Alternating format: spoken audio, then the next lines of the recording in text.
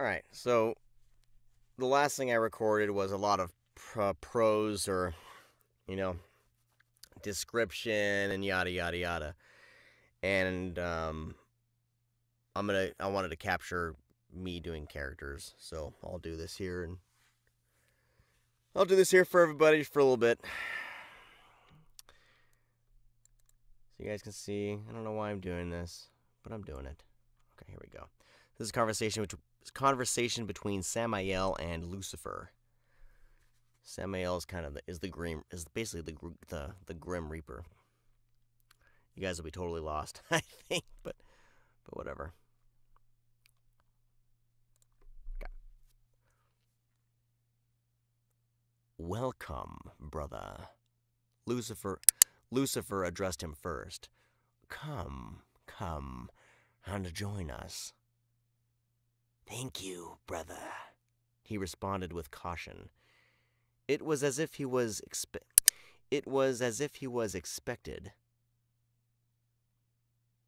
If anyone should have a look of surprise on his face, it is me. No?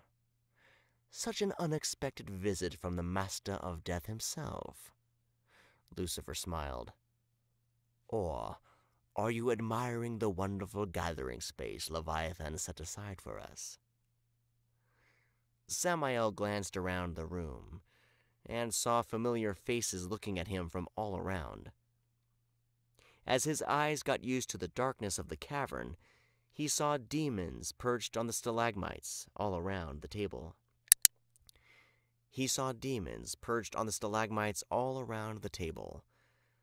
That explained the lack of chairs, he thought, and couldn't help but wonder why it was he had walked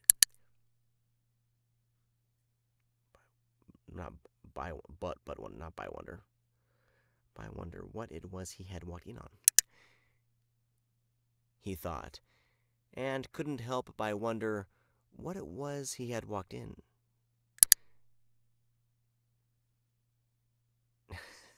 See his typos.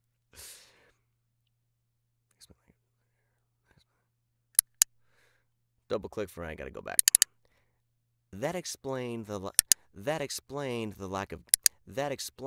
lack of chairs, he thought, and couldn't help but wonder what it was he had walked in on.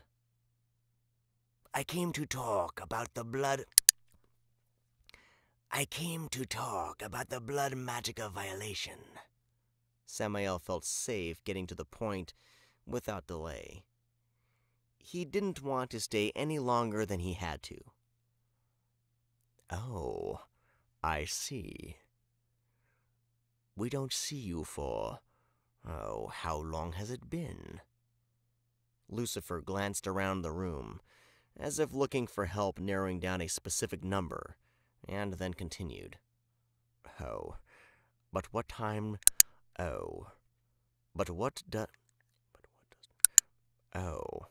But what does time matter here? Let's say a long time. Why don't you perch up with us, relax, and make yourself comfortable? You're not in a rush, are you? Samael tensed as he felt a soft hand. Ran out of breath.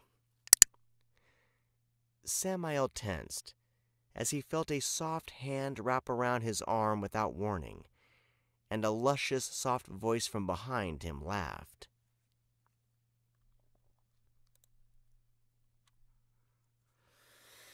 Who's talking?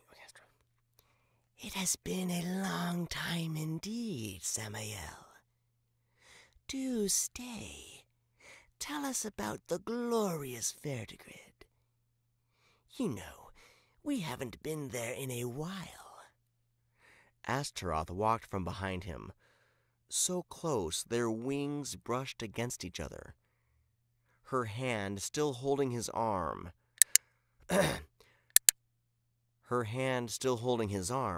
Led him to one of the empty stalagmites large enough to perch on.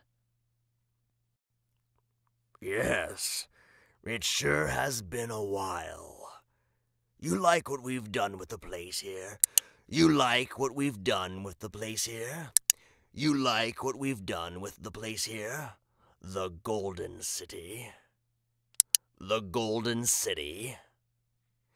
Beelzebub picked up the conversation. A smile spread all over his face. Have you had the chance to see it? Have you had the chance to see it? Without warning, without waiting for Samael's response, he continued. Let us show you later. It is glorious. Eternal itself could not have done better. Samael leaned against a stalagmite. A hint of a smile crossed his lips. In truth, he did miss them. Lots of angels did. The trio was well loved before the fall, and Lucifer had been a good friend of his as well. Had been, he had to remind himself. But what harm was there in relaxing a little? It's been tense as of late, and he felt good and welcomed here. Michael and Bartholomew can learn a thing or two from them, he caught himself thinking.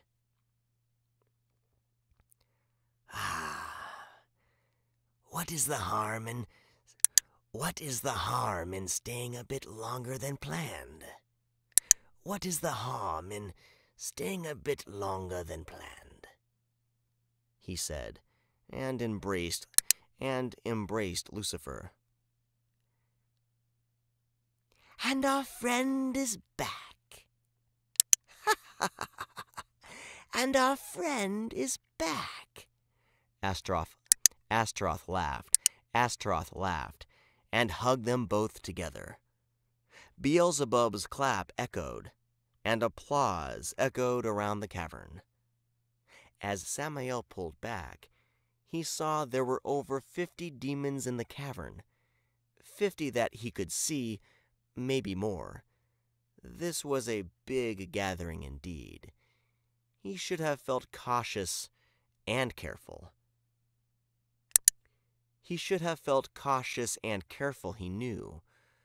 But as strange as it was, right now, he felt more at home here in this dark cavern among the fallen, more than he did in Verdigrid's splendor. Let me cut to the chase, Lucifer said, leaning, both of his arms on the table. One of our maguses, in what he thought to be an act of valor, tried to save one of our children, and sacrificed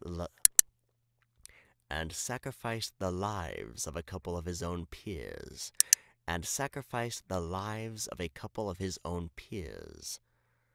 That's the ripples you have felt. That's the ripples you had felt when he used blood magicka. It wasn't planned or prepared. It just happened. He has been judged and punished by Leviathan. He has been judged and punished by the Leviathan. He has been judged and punished by the Leviathan rift. He has been judged and punished by the Leviathan rift hex conversion. We cut him off from magicka, and he will soon be patrolling the chasm waters. As soon as his spirit as soon as his spirit breaks, the process of conversion will begin. To answer your other question, he is alive only because in the process he did save a life of a pure demon child. Now, is that a satisfactory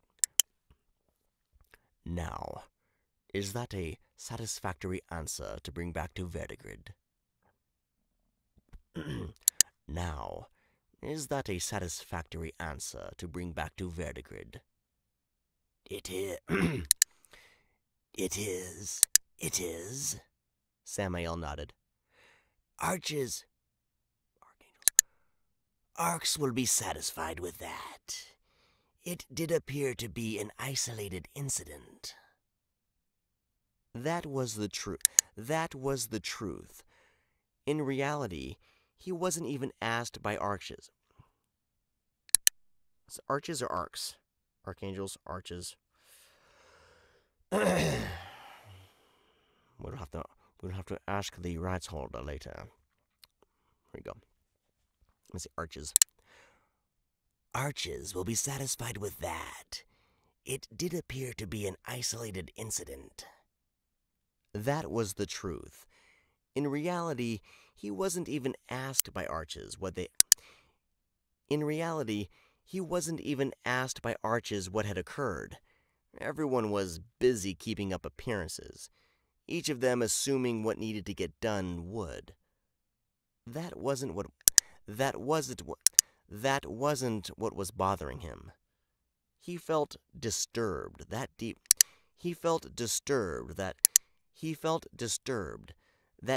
down he wanted to use this opportunity to come here. He felt disturbed that deep down he wanted to use this opportunity to come here. Curious to see the other side, and somewhere in a dark corner of his inner being, he missed his fallen brethren. All right. Now, with the business out.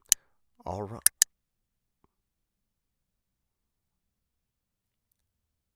right. Now, with the business out of the way, why don't we cut our meeting short for the day? Let's show our brother around the city. Lucifer addressed the cavern.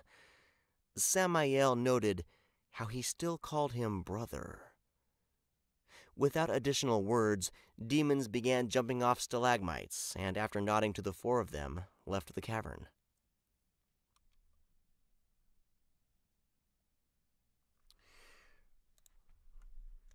All right, stop for now.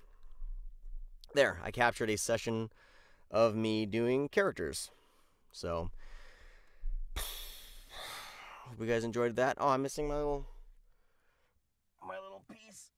piece. I was using this to make it look prettier in the last video.